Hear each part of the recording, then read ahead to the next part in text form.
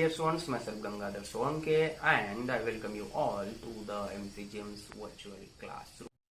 नमस्कार विद्यार्थी मित्रांनो, आज आपल्या इयत्ता 5वीच्या स्कॉलरशिपमध्ये आपण शिकणार आहोत मराठी विषय आणि मराठीमधला आजचा जो आपला घटक आहे तो आहे ध्वनिदर्शक शब्द. मराठीमध्ये याआधीसुद्धा आपण वेगवेगळ्या घटकांवर आधारित जे उपघटक आपल्याला दिलेले आहेत अभ्यासक्रमामध्ये ते शिकतो आहोत. त्यामध्ये आपण कवितेवर आधारित प्रश्न, उतार्यावर आधारित प्रश्न, समानार्थी शब्द, विरुद्धार्थी शब्द असे काही घटक बघितलेले आहेत. आणि आजचा जो आपला घटक आहे तो आहे ध्वनिदर्शक शब्द.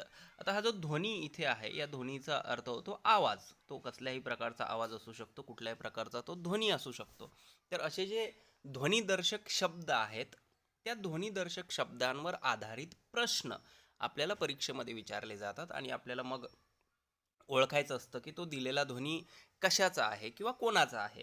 किंवा मग एखाद्या प्राण्याचं किंवा पक्ष्याचं नाव दिलेलं असेल आणि त्या प्राण्याचा किंवा पक्ष्याचा ध्वनी म्हणजेच आवाज कसा आहे किंवा तो प्राणी किंवा तो पक्षी कसा आवाज काढतो किंवा एखाद्या क्रियेचा आवाज कसा असू शकतो, त्या संदर्भातले प्रश्न आपल्याला या घटकामध्ये अभ्यासायचे आहेत. अशा आवाजावर आधारित किंवा ध्वनीवर आधारित प्रश्न या घटकामध्ये आपण अभ्यासणार आहोत. तर सुरुवातीला नेमकं ध्वनिदर्शक शब्द म्हणजे काय आपण ते बघू.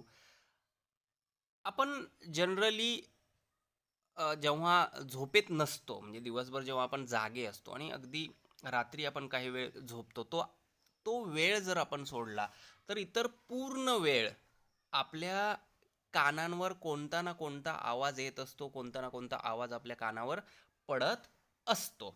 आता आपण जर विचार केला डोळ्यांचा तर डोळे आपण बंद करू शकतो आणि डोळे जर आपण एकदा बंद केले तर आपल्याला दिसणं बंद होतं. पण कानांच्या बाबतीत असं नाही. कान आपल्याला बंद करता येत नाहीत किंवा जनरली आपण कान बंद करत नाहीत. आपले कान सुरू असतात आणि आपल्या सुरू असलेल्या कानांमध्ये आपल्याला कोणते ना कोणते आवाज सतत येत असतात. जसं की आता तुम्ही हे लेक्चर ऐकता आहात आणि माझा आवाज तुमच्यापर्यंत येतो आहे. लेक्चर संपल्यानंतर तुम्ही तुमच्या मित्रांसोबत खेळायला जात, तिथे तुमच्या मित्रांचा आवाज तुमच्या कानावर पडेल. इतर प्राणी किंवा पक्षी जर तुमच्या आजूबाजूला असतील आणि ते आवाज करत असतील तर त्याचा आवाज तुम्हाला येतो. घरामध्ये टी व्ही चालू असेल तर टी व्हीचा आवाज येतो. किचनमध्ये आई काही काम करत असेल तर त्या कामाचा किंवा त्या भांड्यांचा सुद्धा आवाज आपल्याला येतो. तर असे जे वेगवेगळे आवाज आहेत ते दिवसभर सतत आपण ऐकत असतो किंवा आपल्या कानावर ते पडत असतात. मग परिसरातील माणसांचे, पशुपक्ष्यांचे, वाहनांचे, वस्तू खाली पडल्याचे असे अनेक आवाज आपल्या कानांवर सतत येत असतात.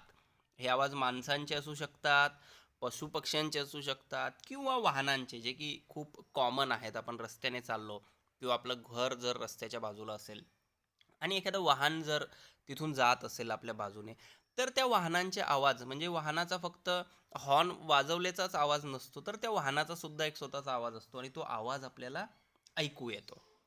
किंवा एखादी वस्तू खाली पडते, मग त्या वस्तूचा आवाज आपण ऐकत असतो. हेच नाही तर निसर्गातील वीज, जेव्हा पावसाळ्यामध्ये वीज चमकते तेव्हा डोळ्यांनी ती दिसते सुद्धा आणि कानाला तिचा आपल्याला आवाज सुद्धा येतो.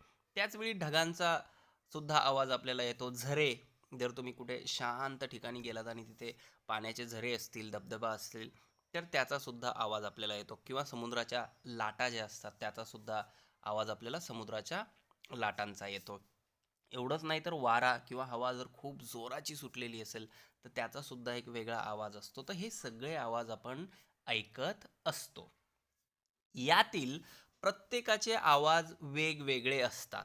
आता वेगवेगळे असतात म्हणजे काय, तर काही मंजूळ असतात म्हणजे जे सतत आपल्याला ऐकत राहावेसे वाटतात किंवा जो आवाज ऐकल्याने आपल्याला काहीही आणि कसलाही त्रास होत नाही. जसं की झऱ्यांचा जो आवाज आहे तो आवाज अतिशय मंजूळ असतो किंवा एखादं वाद्य वाजत असेल तर तो आवाज मंजूळ असतो. तर काही कर्कश असतात, जसं की एखादं वाहन तुमच्या बाजूने जात असेल, एखादी गाडी तुमच्या बाजूने जात असेल आणि ती वाहन चालवणारी व्यक्ती जर पुन्हा पुन्हा पुन्हा पुन्हा हॉर्न वाजवत असेल तर तो कर्कश आवाज आपल्याला नकोसा वाटतो. काही आवाज भीतीदायक असतात तर काही गोड असतात. असे वेगवेगळे आवाज असतात.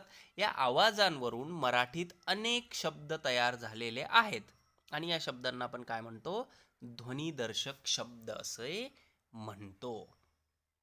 वेगवेगळ्या आवाजासाठी वेगवेगळे शब्द आहेत. भीतीदायक आवाज असेल तर वेगळा शब्द, गोड आवाज असेल तर वेगळा शब्द, कर्कश आवाज असेल तर वेगळा शब्द, मंजूळ आवाज असेल तर वेगळा शब्द. जसं उदाहरणच सांगायचं झालं तर एखाद्याचं गाणं हे किती मंजूळ आहे किंवा मंजूळ सुरात गातो किंवा कर्कश गातं म्हणजे जे आपण ऐकू शकत नाही. तर इथेच 2 शब्द आपल्याला त्या ध्वनीनुसार मिळाले. ऐकत राहावंसं वाटणारं गाणं, जे की आपल्याला कधी-कधी वाटतं हे संपूच नये, इतकं छान चाललेलं आहे. आपण त्यात तल्लीन होतो. आपण त्यात गुंतून जातो.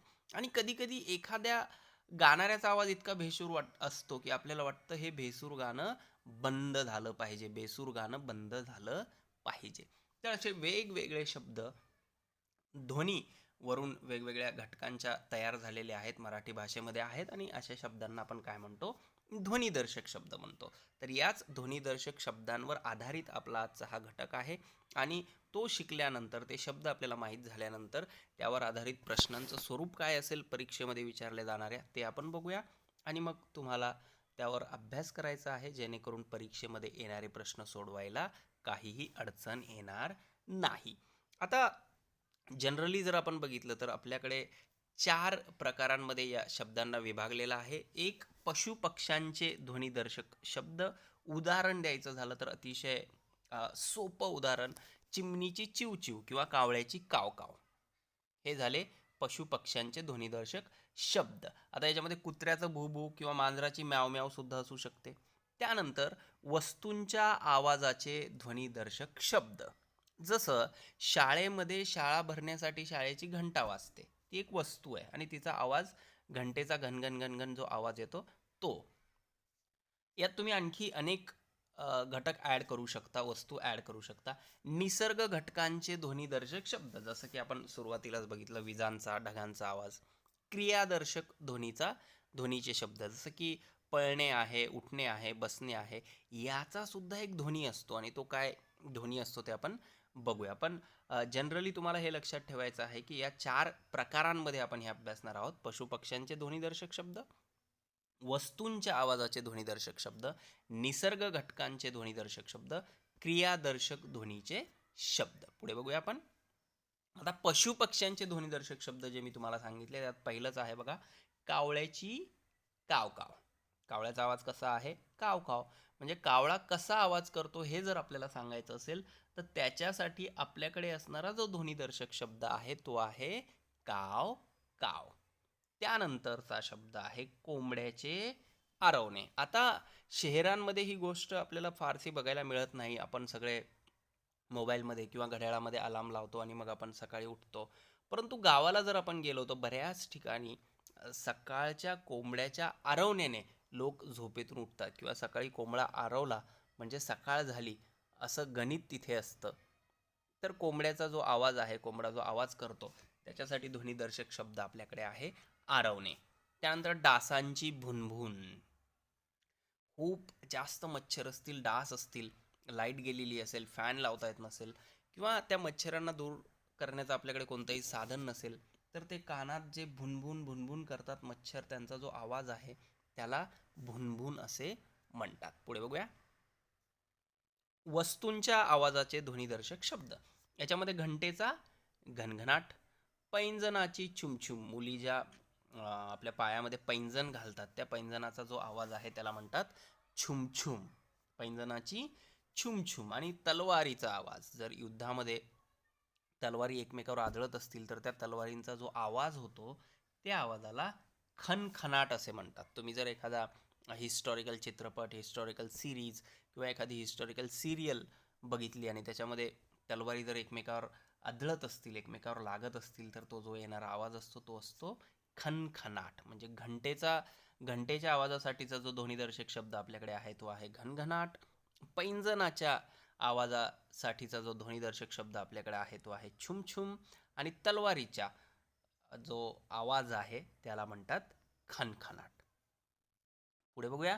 निसर्ग घटकांचे ध्वनिदर्शक शब्द. सगळ्यात पहिला शब्द जो आहे तो ढगांचा गडगडाट. जेव्हा खूप पाऊस पडायला लागतो, मोठमोठे ढग आकाशामध्ये एकमेकावर आदळतात, तेव्हा जो आवाज होतो त्याला गडगडाट असं म्हणतात. विजांचा, आता हा गडगडाट नाही आहे, इथे कडकडाट आहे. विजांचा कडकडाट. आणि पानांची सळसळ.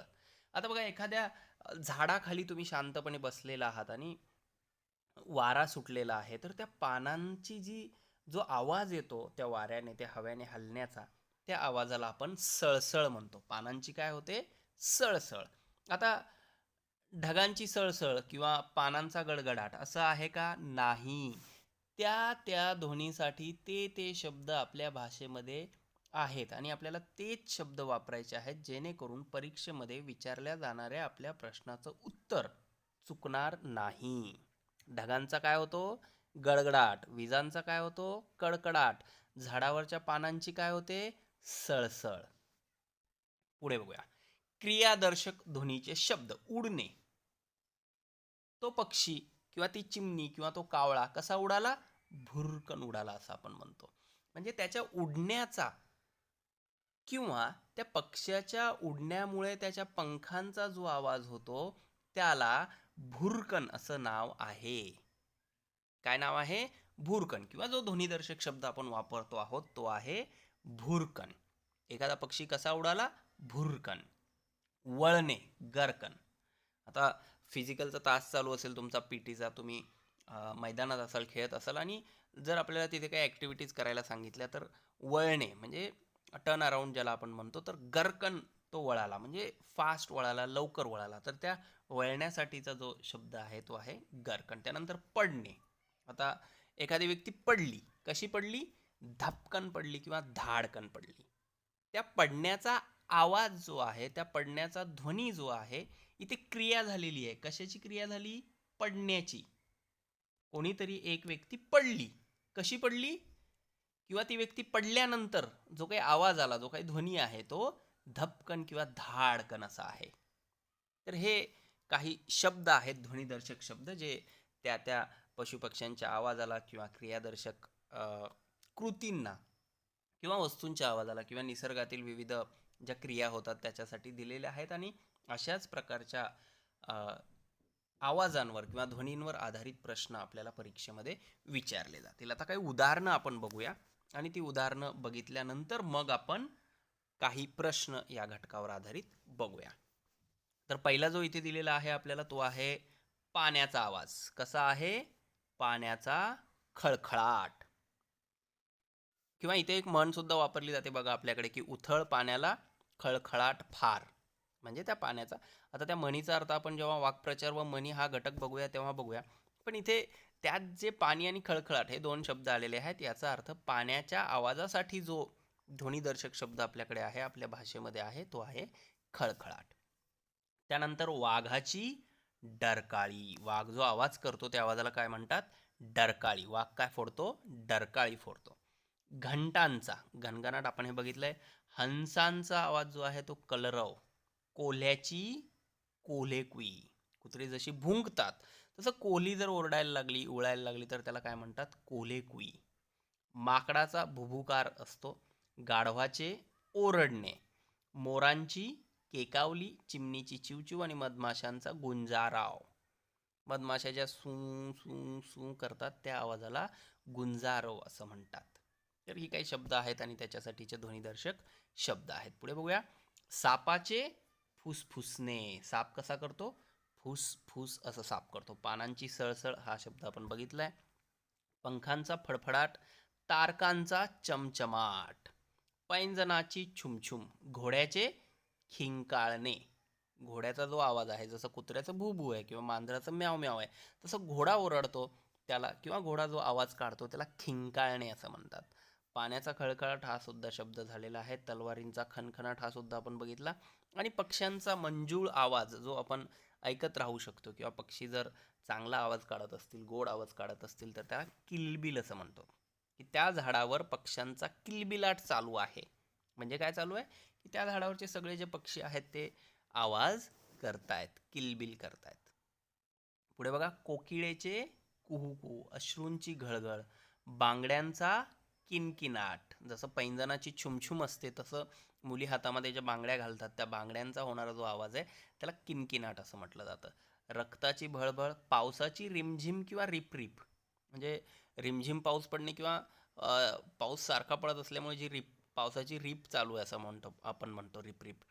कावळ्याची कावकाव, मांजरीचे म्याव म्याव, हत्तींचे चित्कारणे, कोंबड्याचे आरवणे हा सुद्धा शब्द आपण बघितला, पक्ष्यांचा कलकलाट किंवा किलबिलाट, कुत्र्याचे भुंकणे, गायीचे हंबरणे.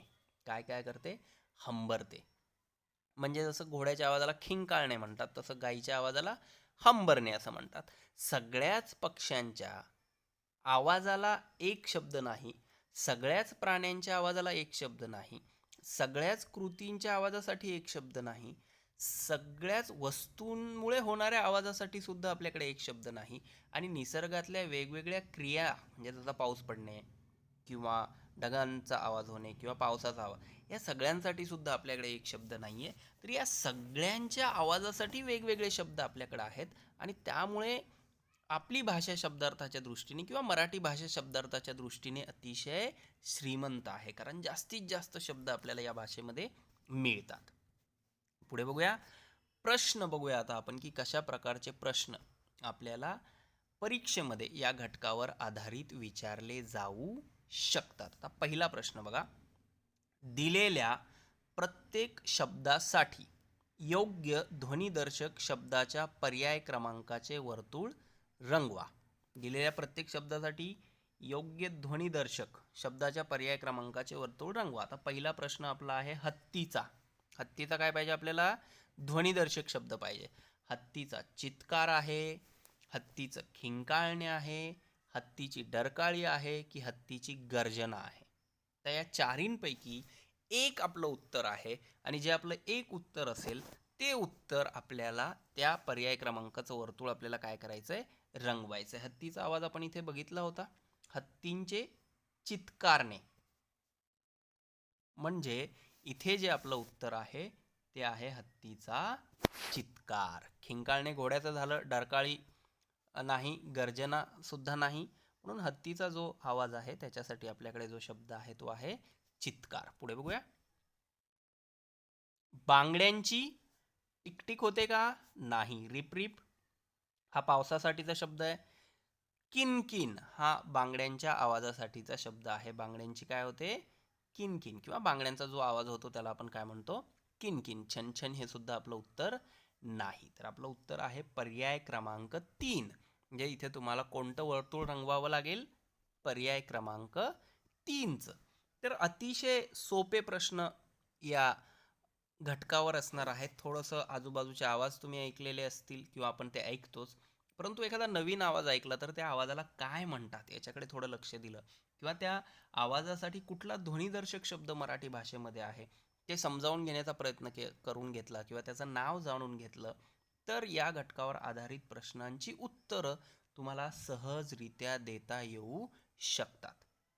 बांगड्यांची किनकिन. पुढे बघूया, तिसरा प्रश्न, दिलेल्या प्रत्येक शब्दासाठी योग्य ध्वनिदर्शक शब्दाच्या पर्याय क्रमांकाचे वर्तुळ रंगवा. आणि आपल्यासाठी जो प्रश्नार्थक शब्द दिलेला आहे तो आहे पानांची. म्हणजे पानांचा आवाज कसा होतो? रिमझिम होत नाही, रिपरी होत नाही, टपटप होत नाही, तर पानांचा आवाज कसा होतो? सळ सळ. म्हणून आपलं जे योग्य उत्तर आहे, बरोबर उत्तर जे इथे आहे ते आहे सळसळ. पानांची काय होते? सळसळ होते. जसं मी आधी सुद्धा सांगितलं की वारा सुटला असेल आणि झाडं आपल्या आजूबाजूला असतील तर त्या पानांचा जो आवाज होतो त्याला आपण काय म्हणतो? पानांची सळसळ होते आहे. तर असे अनेक आवाज आपल्या भोवताली असतात. ते आवाज माहीत करून घेणं, त्या आवाजासाठी कुठला ध्वनिदर्शक शब्द मराठी भाषेमध्ये आहे ते माहीत करून घेणं खूप महत्त्वाचं आहे या घटकावर आधारित प्रश्न सोडवण्यासाठी. पुढे बघूया, इथे आता वेगळ्या प्रकारचा हा प्रश्न आहे की प्रश्नातील चुकीच्या ध्वनिदर्शक जोडीच्या पर्याय क्रमांकाचे वर्तुळ रंगवा. प्रत्येक घटक शिकवत असताना मी तुम्हाला हे पुन्हा पुन्हा सांगतोच की प्रश्न नीट वाचणं खूप गरजेचं आहे. बऱ्याचदा ट्विस्ट जी असते स्कॉलरशिपच्या परीक्षेमध्ये ती प्रश्नामध्येच असते. योग्य उत्तर इथे आपल्याला शोधायला नाही सांगितलंय, तर प्रश्नातील चुकीच्या ध्वनिदर्शक जोडीच्या पर्याय क्रमांकाचे वर्तुळ रंगवा. म्हणजे 4 पैकी 3 जे असतील ते योग्य असतील, बरोबर असतील, आणि एक जो असेल तो अयोग्य किंवा चुकीचा पर्याय असेल आणि ते आपलं उत्तर असेल. म्हणजे चुकीचा पर्याय हे आपलं बरोबर उत्तर आहे. लक्षात येतंय? प्रश्न आपल्याला असा विचारलेला आहे की प्रश्नातील चुकीच्या ध्वनिदर्शक जोडीच्या पर्याय क्रमांकाचे वर्तुळ रंगवा. म्हणजे काय, 4 पर्यायांपैकी जे चूक आहे ते आपलं बरोबर उत्तर आहे. उदाहरणार्थ बघा, तलवारीचा छनछनाट, घंटेचा घनघनाट, पैंजनाची छुमछुम, ढोलाची ढमढम. आता ढोलाची ढमढम जे आहे हे बरोबर आहे. पैंजनाची छुमछुम होते हे सुद्धा बरोबर आहे. घंटेचा घनघनाट होतो हे सुद्धा बरोबर आहे. पण तलवारीचा छनछनाट होत नाही. म्हणून आपलं जे बरोबर उत्तर आहे ते हे चुकीचं उत्तर आहे. पर्याय क्रमांक 1, तलवारीचा छनछनाट ही जोडी जी आहे ती चूक आहे. मग तलवारीचा आवाज कसा होतो आपण आधी बघितलेलं आहे. पुढे बघूया अशाच प्रकारचा प्रश्न. प्रश्नातील चुकीच्या ध्वनिदर्शक जोडीच्या पर्याय क्रमांकाचे वर्तुळ रंगवा. मोराचे नाचणे, शेळीचे बेबे, कोकिळेचे कावकाव, पक्ष्यांची किलबिल. आता इथे सहज आपल्याला लक्षात येणारा शब्द आहे कोकिळेचे कावकाव, किंवा कोकिळा कावकाव असा आवाज करत नाही, तर कावळा कावकाव असा आवाज करतो. तरीही हे प्रश्न तुम्ही पुन्हा पुन्हा वाचा आणि दिलेल्या पर्याय सुद्धा, म्हणजे जेव्हा तुम्ही कुठल्याही घटकावर तयारी कराल तर दिलेल्या पर्यायांसाठीचे सुद्धा बरोबर चुकीची उत्तरं तुम्ही शोधत राहिलात तर एक प्रश्न करताना आपले 4 प्रश्न तयार होतात. म्हणजे इथे मोराचे काय आहे, शेळीचे काय आहे, पक्ष्यांचा आवाज कसा आहे, कोकिळेचा काय आहे, हे जर बघत बसलो आपण एक एक करत तर एकाच वेळी आपले 4 प्रश्न तिथेच तयार होतात. जसं इथे बघा, तलवारीचा छनछनाट नाही तर मग तलवारीचं काय आहे असं. पुढे बघूया.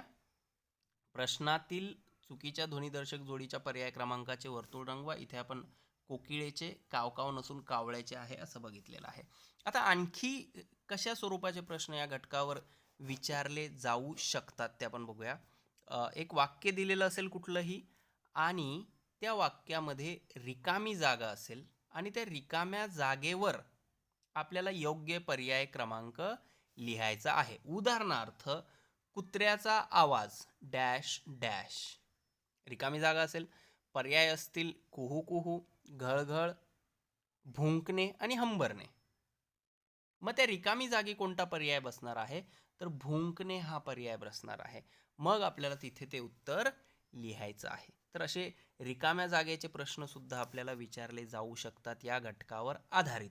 त्यामुळे जसं मी प्रत्येक लेक्चरमध्ये तुम्हाला सांगतोच आणि आता सुद्धा मी सांगितलं की प्रश्नाचं स्वरूप समजून घेणं किंवा एखाद्या घटकावर किती वेगवेगळ्या प्रकारचे प्रश्न आपल्याला विचारले जाऊ शकतात ते माहीत करून घेणं खूप महत्त्वाचं आहे. जसं की आज आपण बघितलं की एकतर योग्य ध्वनिदर्शक शब्द आपल्याला शोधायचा आहे किंवा चुकीची जोडी जी असेल पर्यायामध्ये ती आपल्याला शोधायची आहे किंवा रिकामी जागा आपल्याला विचारली जाईल एखाद्या वाक्य देऊन की तिथे या पक्षाचा या प्राण्याचा काय आवाज असू शकतो.